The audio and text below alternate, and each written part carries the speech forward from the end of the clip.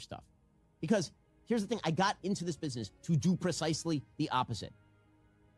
I haven't changed my principles. I've been doing this for 25 years. I have not changed my principles. Now, there's a question that I get a lot. Israel's giving you good checks? I hope so. From friends, from family. People will come up and they'll say, what happened to all these people?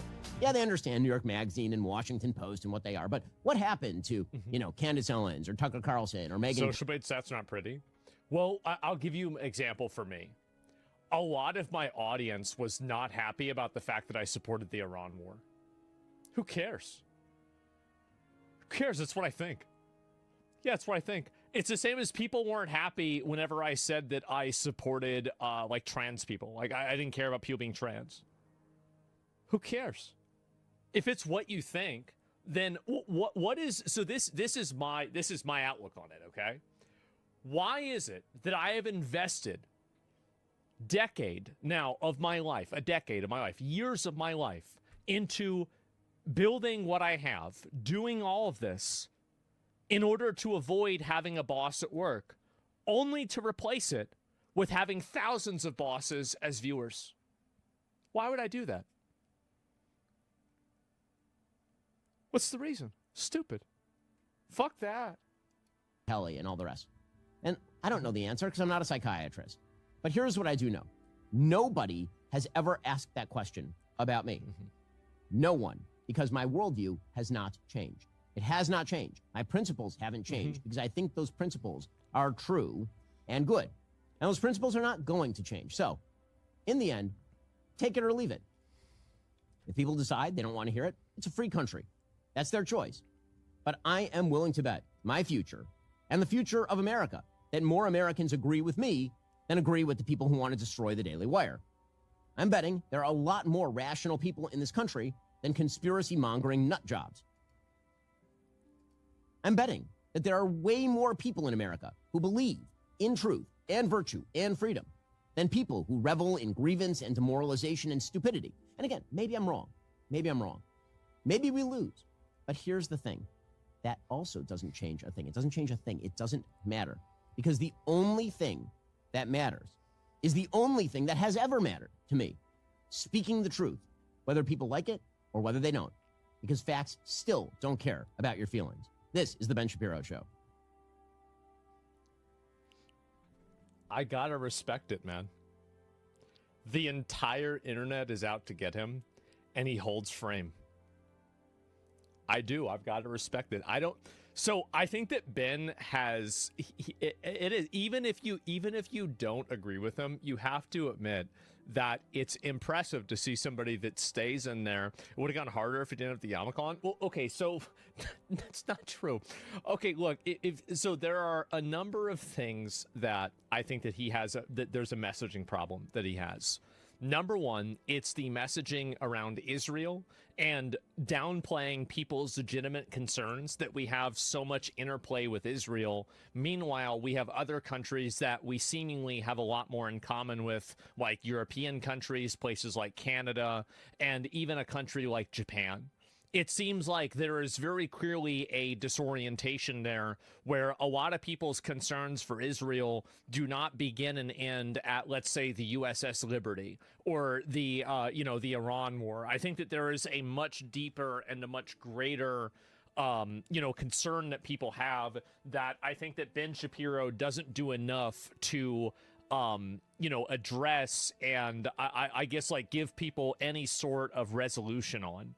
And I don't think that he's doing that in the right way. Lose no ground, exactly. Or the Gaza genocide. Well, I mean, again, Palestine is like a secondary issue because it's literally on the other side of the world. I'm talking about what average Americans think here in America. So that's, I think, number one. Number two is the messaging about how it's not somebody else that's holding you back and holding you down.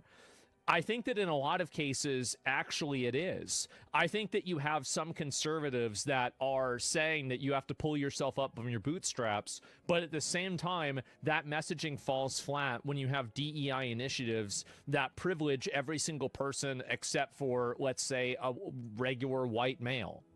So whenever there's a lot of guys that are white guys that are consuming this content, and you're looking at systematic disenfranchisement in multiple levels, and then you have somebody like Ben Shapiro saying that you shouldn't expect to be able to afford where you lived, where you grew up in to live at, it can feel incredibly patronizing and problematic. And so those are the two weaknesses that I think Ben has that are making him not resonate with people. It's the unrelenting and the complete moral absolutism of Israel. Like, I understand that Israel is fighting a war, they're defending themselves, etc., but to portray it in a way that, like, it is sad to see what's happened to the people in Gaza. Even if you think that Israel's in the right, you can also admit that there's a lot of people that have been caught in the crossfire of that, and it's horrible what's happened to them. And I think that not being able to give any ground to that and have a reasonable, middle of the road perspective on that, I think it's misleading and it's inaccurate. That's the problem, is that you can have empathy, for example, like even the Russian soldiers that are being killed by Ukraine. Many of these men don't want to go to war against Ukraine. They're getting conscripted into war, same as the men in Ukraine. Most of the guys that are dying in ditches to a drone that plays a song and then explodes, do you think they want to be there? Fuck no, they don't want to be there. This is something that, again, it's like, old men start wars so young men can go die in them. That's what happens. And so not being able to acknowledge this reality and any form of humanity to it, I think the problem with that is that you paint a picture that is myopic, it is also reductive, and it denies people a certain level of humanity that I think that really a lot of people can understand. And that's the main problem that I think Ben has with Israel, and I think also downplaying the connections that Israel has with America. That's and the thing is, like, you can't distill that down into just simply Israel and American politicians are, like, doing the Iran war. Like, I support the Iran war. I don't support AIPAC. Like, I feel like, how many of you guys feel the same way that I do? Like, yeah, I think Iran is a huge problem, but I also don't want Israel that has a pack in America that are trying to advocate for their own interests, right? I mean, like, what the fuck? So I think there's a big surprise, right? Very full shit. No, I'm not. I'm not at all. But here, let me see. Do you have anything that's worthwhile? What is this here? Let me pull this up. So, Bennett, you're a cook, bro. You're a slave to viewers, so I continue to stream. Pretty simple when you think about it. So, wait a minute. So, what am I saying that you dislike? What am I saying that you dislike about this? Is this pro-incel messaging? I hope so. And so anyway, so let me go back, and I'll just keep talking about this. But then that's like a secondary issue. The primary issue that Ben Shapiro has is that his messaging no longer resonates with young men, because it doesn't take into consideration the immediate structural disadvantages that men don't have. Like, you need to be talking about things like DEI. You need to be talking about things like preferential hiring practices, other forms of systematic racism that's engineered against people that are white, Jewish, and Asian. And this is something that's happening on a mass scale, but you're not talking about that, and you're talking about how people should improve their lives. And I think that and the problem is that Ben Shapiro was also right, is that there are white people and Asian people and Jews that are quite successful. But it's just harder to do whenever you don't have those institutional advantages, and fraud and immigrants get free money. Exactly.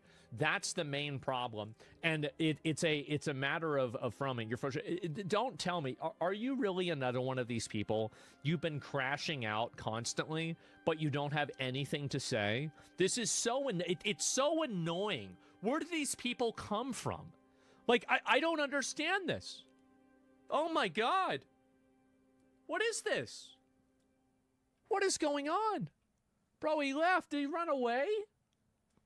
What is this? Oh, it's so annoying, isn't it? Like, I just wish that some of these people would have something to say. So there's like, I can go off of it and talk about something. But it's always the most retarded, brain dead fucking thing. Oh, this is it's so annoying that they're like this. It is. And anyway, this keeps happening all the time. It sure does. It's so disappointing. Anyway, so what is everybody saying? All the haters can kiss my ass. Most podcasts I listen to at 2x speed, but Ben is only at 1.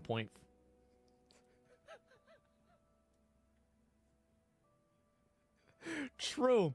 You're telling most of America to kiss your ass? A very Jewish message. Dude. Dan. How do you know that? What do you mean? Yeah, base Elon. It's just really crazy. You said Nick Fuentes 30x in this clip. Why don't you debate him, scared clown? I don't know. And God bless and protect you, Ben. Why the Iraq War is right for America. Not a good one, right? Definitely not.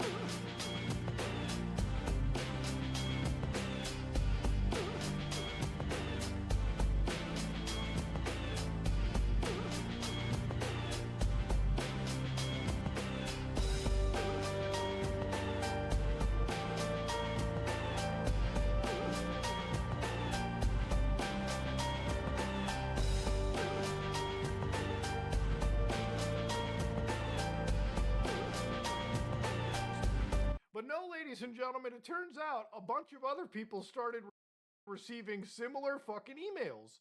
Like, for instance, this one right over here, and people started to look into the actual, like, URL for the email. You know, one of the things that I always tell people, here's how you don't get scammed. Look at the fucking URL for an actual page, and you will you will see if some random scammer is sending it to you, or if it's probably the official link. Well, it turns out it was actually the official link. In fact, all the other people in the community, some actual valid guys, started saying, yeah, we were able to independently verify that that shit is legitimate. So basically, overnight, Rockstar Games' marketing department literally went into cope and seethe mode, because you can imagine that obviously for a company like Rockstar, they probably had like a big reveal planned up. Maybe they were going to release like another trailer for the game and go, hey guys, pre-orders are right here. You know, I think the real story kind of over here is how insane is it that the hype for a game is so massive that just because the pre-order possible leakage came out, the ability to pre-purchase a video game, by the way, which really doesn't matter in today's day and age because most of these games, all of them are just released digitally anyways. Yeah, it jumped the stock price up by like 8%. Yeah, we were just sitting right over here, and Take-Two suddenly went from $226 a share all the way up to, at its peak, around $244 a share. Meaning that, you know, there were some investors who probably saw their portfolios go up because of the fucking pre-order possibility getting announced for one of the most hyped video games in like gaming history. Now, again, the big deal for me over here is like, I want to see where the actual you know, I want to actually see like just a gameplay trailer. Like, I don't really give a fuck about like any cinematic trailers anymore. At this point, I know the game is about stealing cars, shooting people, and all that fun Grand Theft Auto stuff. I really just want to see like animations of like the characters. Like I actually want to just see the game's HUD. I want to see like what the game looks like when you're playing it with your own hands, as opposed to looking at a cutscene in the game, which usually, you know, cutscenes are cutscenes, but gameplay obviously is gameplay. I want to see if the visual density of like the world and the NPC counts that I've seen in the trailers are actually reflected in the gameplay. And I'm sure because the game is apparently releasing in November, and you know, if they're opening up pre-orders, that's still not a guaranteed sign that a delay can happen. You know, there's definitely games back in the day that we all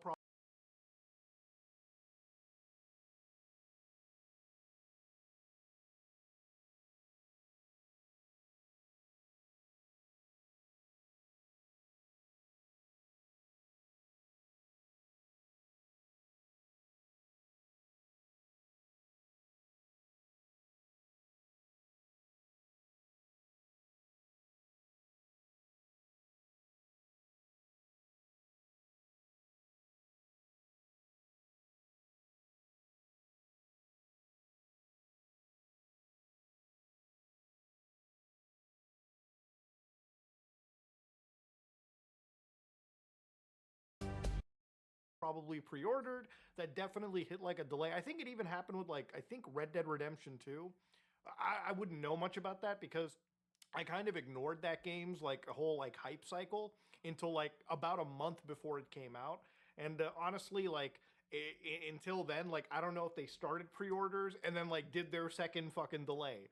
But at this point, I'm pretty sure like Rockstar is kind of committed. Like, for anybody that hasn't really been following, this game was leaked like 4 years ago at this point. Like 4 years ago on like GTA forums, some guy released fucking tons of photos, tons of gigabytes. Somebody is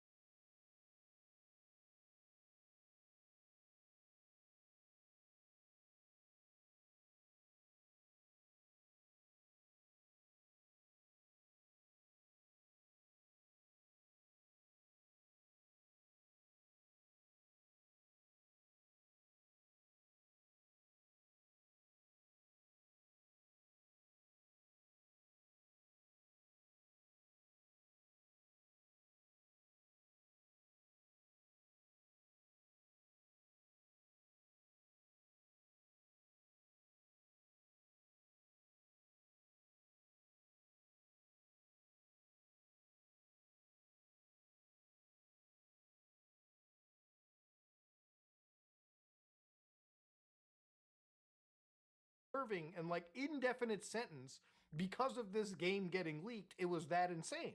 And back like 4 years ago, the game, honestly, to me, looked pretty fucking cool, right? Like, I can't obviously show you video footage of the leaks, but I thought the game actually looked pretty sick. Just to describe something to you, you had the main characters go inside a diner, actually rob from like in-game characters in a very dynamic fashion, right? Like, it wasn't a fucking cutscene. You actually walked around the diner, you stole individually from people, and then you had the cops line up outside the diner, like actually surround the fucking place, and you have to fight your way out and drive away. Like, I thought at its alpha, I thought, the game during its very early production, comparatively to what you saw later, I thought the game looked pretty goddamn great. So I can imagine that obviously closer to its release date, GTA 6 is probably going to be a very visually impressive game. I think technically it's going to absolutely fucking blow everyone's water.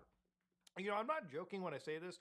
I think GTA 5, at least for me, like even when I replay the game like every year, I think the open world of GTA 5, the immersiveness of driving around in Los Santos and exploring the outskirts of Blaine County is still better than a lot of the open world games that I play now. Like, I don't joke when I say this. I feel like GTA 5 still stands up, and that's a fucking PlayStation 3 game of all places. Putting in GTA 4 and just driving around Liberty City, it's still an impressive city, especially when you're in a helicopter flying above and seeing how faithfully they recreated modern-day Manhattan and New York City in general. So obviously, I think this shit looks pretty fucking cool. And ultimately, I think GTA 6, based on everything we've seen, I don't think it's going to be a disappointing game, but hey, I never want to hype something, okay? Never line up for the hype. We all saw what happened with games like Cyberpunk 2077. I was one of the biggest, people hyped for that game, and when it released, it wasn't really that great until like 3 years after they fixed it. So yeah, ultimately, Best Buy ended up leaking this shit out, and it turns out it seems pretty legitimate. Everyone's kind of fucking confirmed it. So it seems like basically May 18th, literally next week, after the weekend, Monday morning, you'll finally be able to pre-order one of the most hyped games on release. And people are kind of like, will Rockstar make any money out of this? Guys, already spent like $1 billion. Bro, this game's gonna clear its budget within like 3 fucking days. You have any idea how hyped Grand Theft Auto is for people that even aren't gamers, right? Like, there's people that don't even touch video games and they're looking at Grand Theft Auto 6. People that don't even have the means to play this game because they never bought gaming consoles are looking at how massive this fucking release is.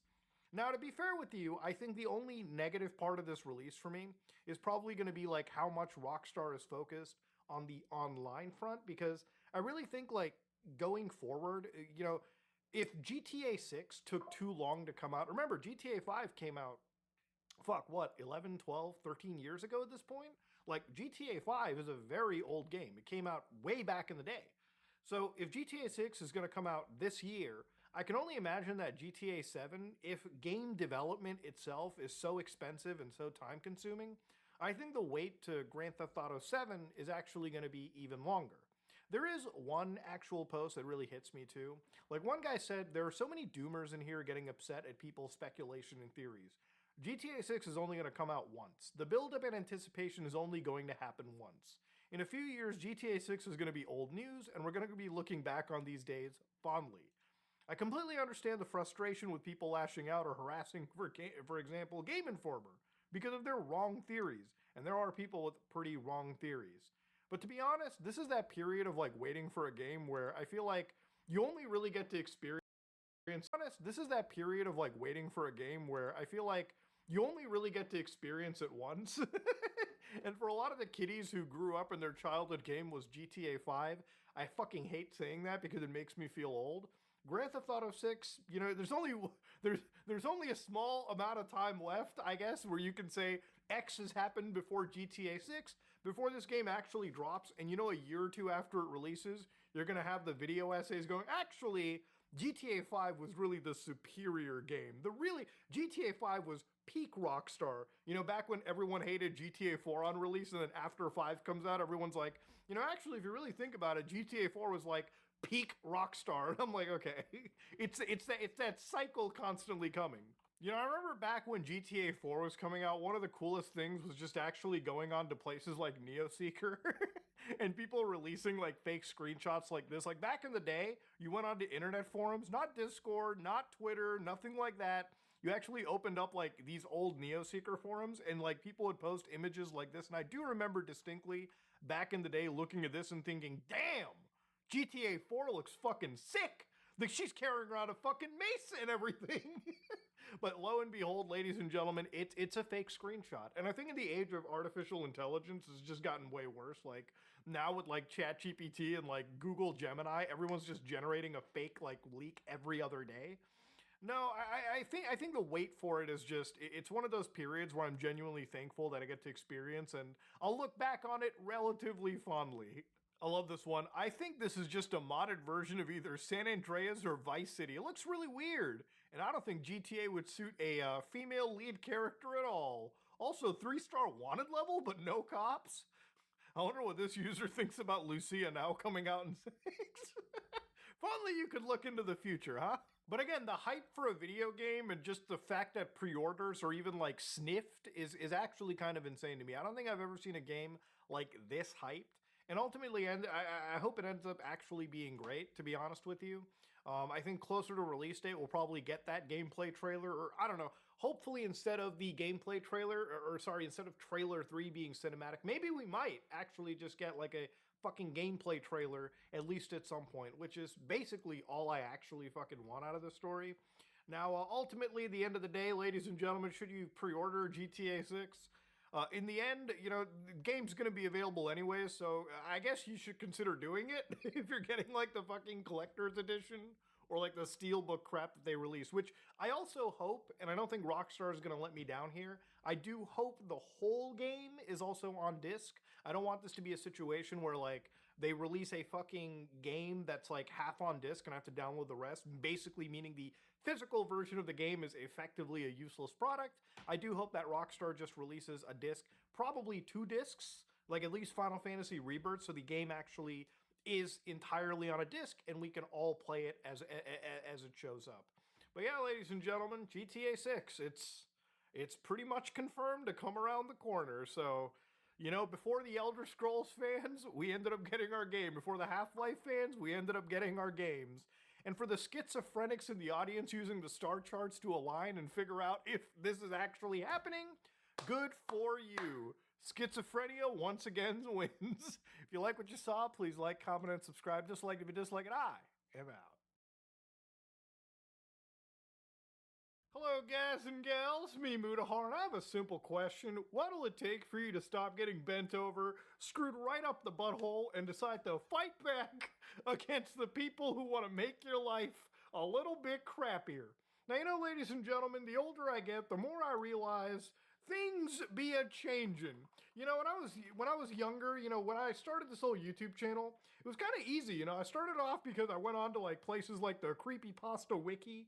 I found a lot of cool stories like AI slop coming into my actual like creepypasta story and reading about it. I'm not saying this story is necessarily that, but again, you know, a lot of this was beautiful because these stories were, for the most part, kind of goofy and really, really cringy in a lot of cases, okay? And there were some good ones, don't get me wrong, but a lot of these were human written, you know? I don't even know how much of the creepypastas I read now are either from ChatGPT or from the anus of another AI search engine you could find out there. But you know, the older I get, the more I realize that things are getting wilder. So I don't know if you guys heard about this story, okay? This has been a wild situation today. But apparently a town, a small part in Nevada, California, called Lake Tahoe, was hit with quite a bit of a creepypasta themselves. Now, for people who live in this place called Lake Tahoe, which to basically show you what it looks like, beautiful, beautiful location, map-wise, it's actually around between California and Nevada, literally on the borderline right here. So the people that live out in Lake Tahoe, for instance, their energy company, NV Energy, which supplies, basically this smaller California company called Liberty Utilities, with 75% of the power consumed by the 49,000 people who live on the California side of the lake, told LU that it would no longer supply power to the customers by May 2027. The energy needs of data centers and NVIDIA are expected to compromise 75% of the major project load growth. Yeah, you know, the whole thing about data centers and that crazy AI train now, you know, a lot of people are like, why do you care about it? Why are you so doom and gloom about this situation? Because the reality of it is, like the creepypastas I read before 10 years ago, the older I get, the more I realize that in order to make sure that the world is a better place than I left it, sometimes you have to confront the dirty truths. Now, for anybody who's like, Moody, you're a Canuck. Why do you care so much about America? The reality is you don't really control who you love. My significant other, who's been a Californian native, probably like 6 generations at this point. You know how people can trace back like 3 or 4 grandparents and go like, that person's from the old country. No, my wife is as American as Americans come. So, you know, I kind of look at this as the older I get, the more I realize that, you know, the kids in the future, my kids, my friends' kids, a lot of them who do grow up in places like, you know, in that region where their family is, California, the southern United States, I guess California is the West Coast. You kind of realize that no matter where you live, even if it's in Canada or the US,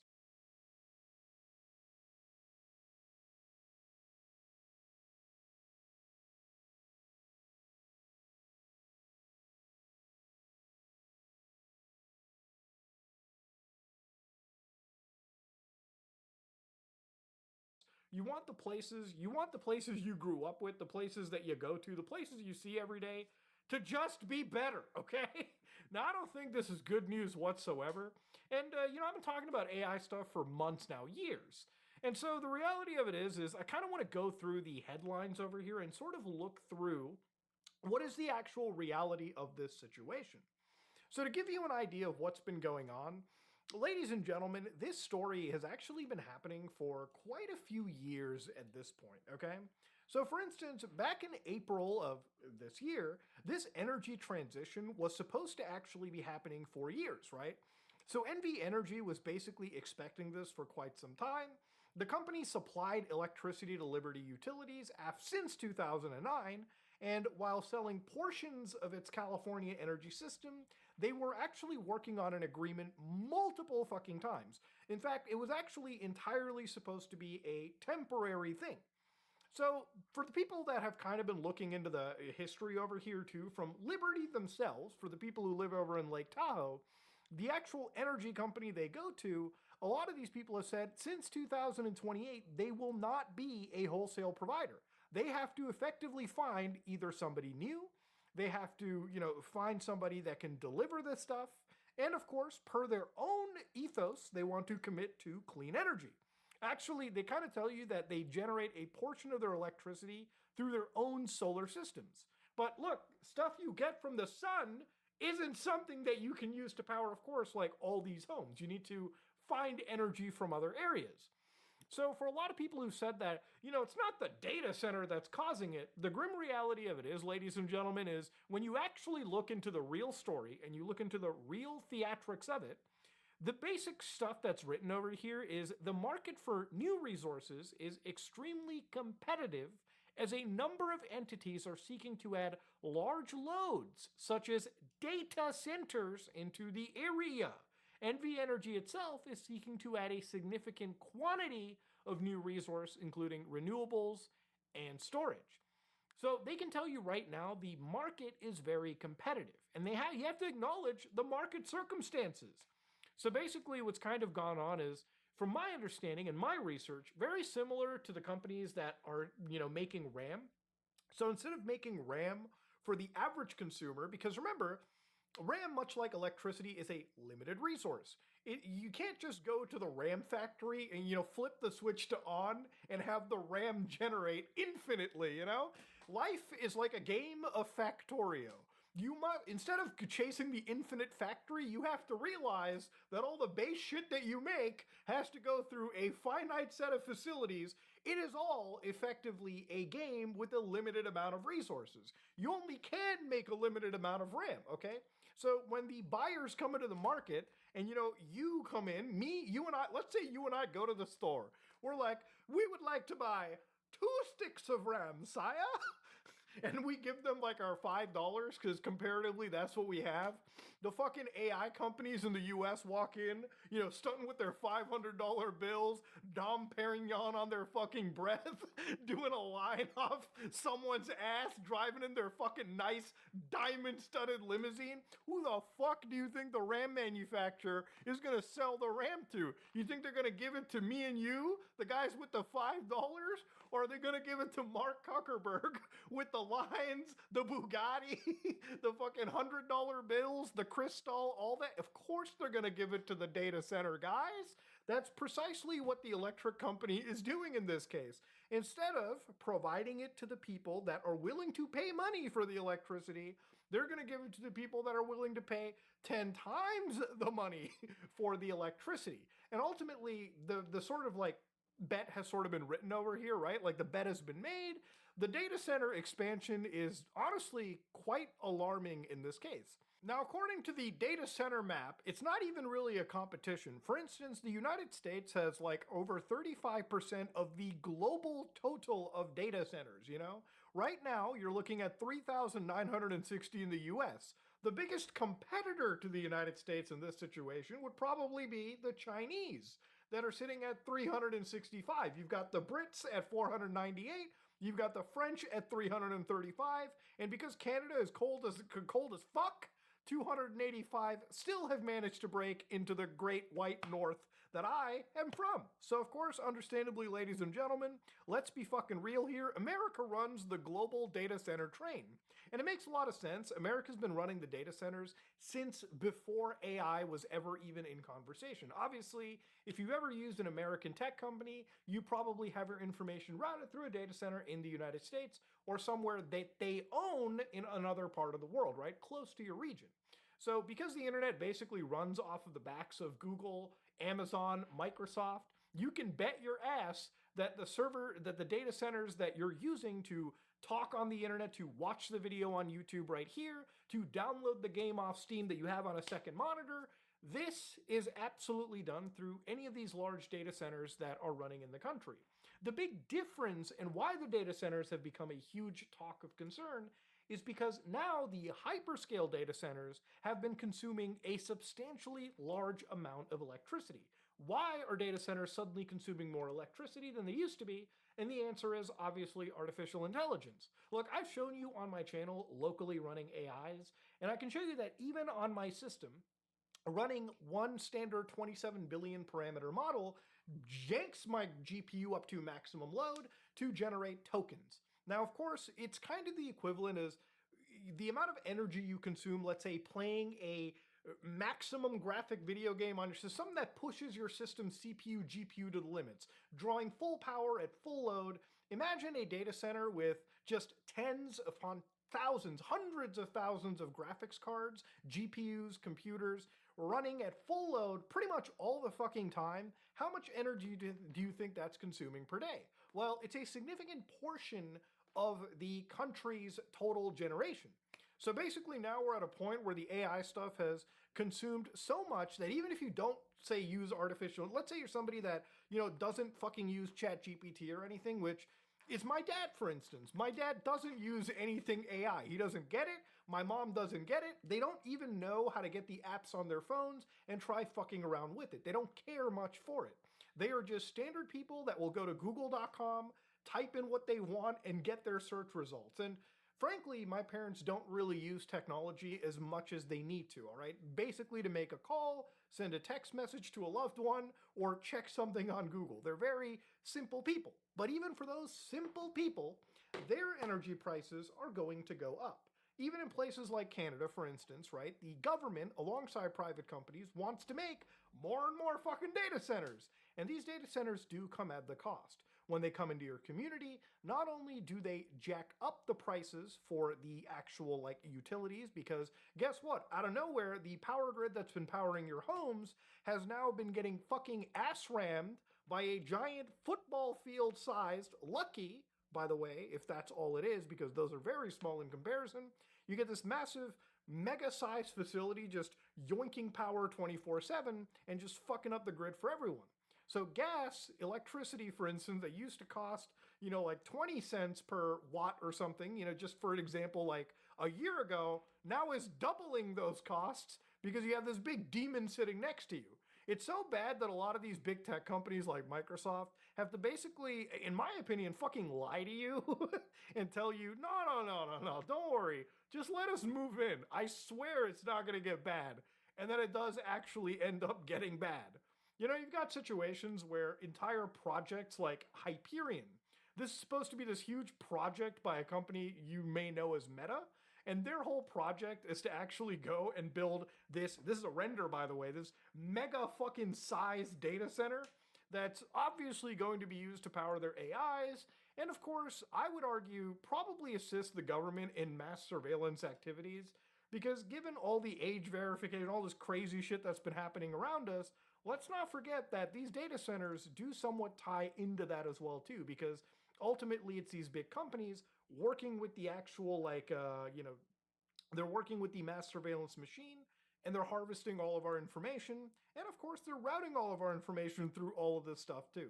So even if you're not interested in this AI slop crap that we live in, you're gonna have to pay for it just like the rest of us. And the only people that really don't have to fucking pay for it, it seems, are these companies. Because they just come in and grab this limited resource, which is electricity in this case, away from the hands of the people that I think need it more, and the fact that they need it to actually live and make sure that their homes and their lives function. It's not just homes, it's small businesses as well too. Any human being that's not a big tech company, they're the ones getting fucked in the ass the most in this case. Data centers have been such a huge concern that people from like the state of Texas, for instance, have been sharing photographs of what their home looks like at night. This is at night, by the way. Data centers have so much security lighting because, again, when you actually have like these big GPUs and all these parts that are worth thousands, hundreds of thousands, millions of billions of dollars inside these data centers, yeah, of course you're going to have all these security lights, plus God knows how many like security personnel to make sure the crackhead doesn't come in there and steal it. Because crackheads are willing to steal like copper wiring from a fucking home that's not even worth anywhere close to what these things have. So all of a sudden, because they came into your neighborhood, they're fucking up your prices, now they're lighting up your night sky, so you can't even look at the fucking stars if you live away from the cities. God forbid you live near any of these centers and shit. See, when I talk about this stuff, I really don't want to come in here and be alarmist in the sense that, I'm like every standard person where somebody yaps about a data center consuming all your fucking water when the water consumption really isn't the biggest issue, since water is usually coming in treated. It's coming in a sense that it's mostly in a closed loop where water evaporation, if you do have a loss, it's not like they're pulling directly from your drinking water. As far as I understand, it's generally something that is not the issue. It's the energy consumption that is generally the biggest issue. It's the light pollution that's the bigger. It's the fact that these guys build these places without your consent, fucking drum up all of this stuff just to fuck you up financially down the road when the next electric bill comes in, or God knows what. That's the issue. That's the problem. A lot of these big tech companies have found a way to like basically chase after this infinite money dragon that is artificial intelligence that, I'm telling you, once this bubble starts to actually really pop hard, it's going to be a fucking massive economic reckoning. And it's not something that, I don't want to be one of those prudes that sits there and says, but Muda, why are you against progress? Isn't AI just progress? I've seen people talk about things like, back when electricity was a thing, the whole world, apparently, there were people against electricity because they were wondering if it could lead to horrible shit. Like, damn, could you walk outside and get electrocuted?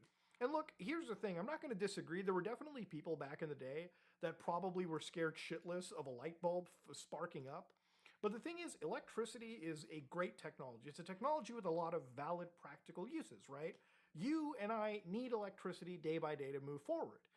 But the thing is, with these big AI models and these generative AI services that we have, how much are they actually providing to real humans as opposed to raising the stock value of some of these companies for, the I would say short term, because I cannot see this technology blowing up as hard as it is later on. I think we're already reaching kind of this plateau where artificial intelligence gains are sort of reaching a peak.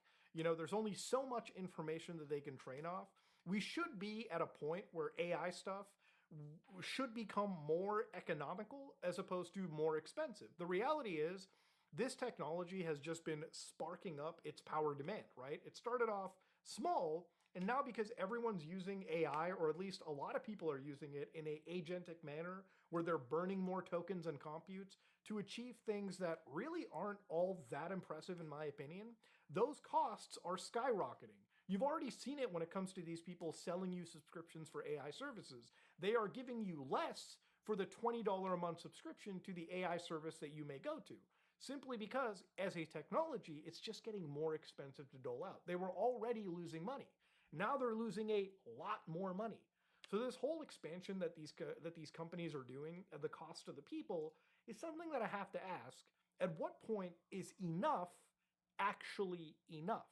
The story about Lake Tahoe is not something new. This was actually a change that was probably supposed to happen for like 2 decades. But the reality of it is, it happened pretty much overnight. It happened all of a sudden because, let's be real here, the AI companies basically came up with a bigger bag than the average person could come up with. And unfortunately, the people that are going to lose access to their power, if there isn't another provider that comes in, another provider that also doesn't get bought out by the big AI companies, then we're